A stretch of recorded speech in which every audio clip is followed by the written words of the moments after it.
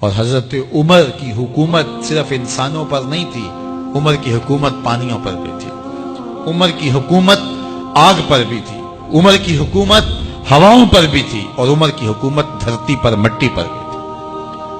آپ جانتے ہیں کہ مصر کے گورنر نے لکھا کہ یہاں تو عجیب کہانیاں ہیں۔ کیا ہوا؟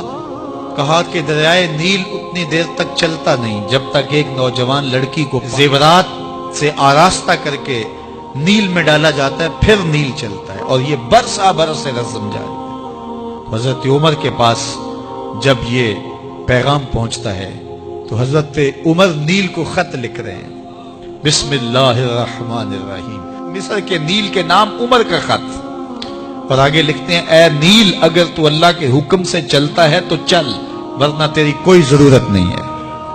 اور رکا لکھ کر قاصد کو دیا، جا کے یہ دریائے نیل میں ڈال دو۔ اللہ اکبر، جن کے رکے دریا بھی مانتے ہیں، پانیوں پر بھی حکومت ہے۔ اور نیل میں جب وہ رکا ڈالا گیا، نیل ایسا چلا آج تک کبھی رکا ہی نہیں ہے۔ پانیوں پر حکومت، ہواؤں پہ حکومت۔ مسجد نبوی کا ممبر ہے، عمر خطبہ دے رہے ہیں، عراق کے علاقہ نہامند میں جنگ ہو رہی ہے، مدینے سے 1 مہینے کی مسافت ہے، 1 مہینہ مسلسل چلیں تو نہامند آتا ہے۔ حضرت عمر خطبہ دیتے دیتے درمیان میں جملہ معترضہ کا، یا ساریہ الجبل، اے ساریہ پہاڑ نہ چھوڑنا۔ لوگ حیران ہیں، کیا ماجرا ہوا کہ ہم سے مخاطبہ ہے، ساریہ نہامند میں ہے، اور کہا ساریہ پہاڑ نہ چھوڑنا۔ 1 مہینے کے بعد جب وہاں سے قاصد آیا، اس نے کہا اللہ نے فتح دے دی۔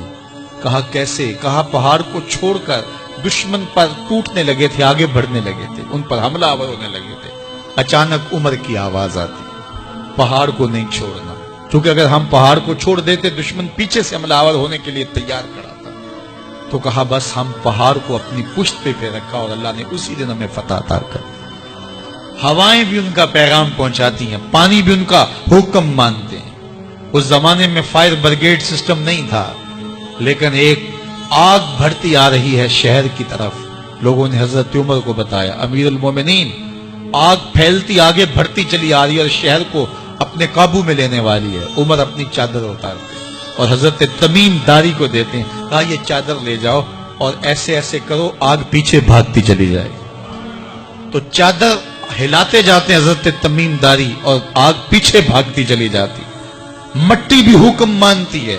ایک لونڈی کھڑی رو رہی ہے راستے میں، کہا تجھے کیا ہوا؟ کہا ٹھوکر لگی، میرا تیل زمین میں بہہ گیا، میری مالکہ بڑی سخت ہے، وہ مجھے کہے گی تم نے یہ کیا کیا۔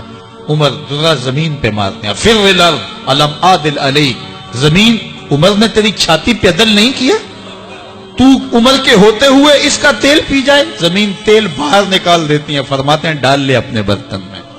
تو یہ عمر کے ان کا حکم مٹی بھی مانتی ہے، ان کا حکم ہوائیں بھی مانتی ہیں، دریا بھی مانتے ہیں، ان کا حکم پانی اور آگ بھی مانتی ہے۔ وہ عمر، میرے حضور فرماتے ہیں ان الشیطان یفر من ذل عمر، میرا عمر وہ ہے جس کے سائے کو دیکھ کے شیطان بھی بھاگ جاتا ہے۔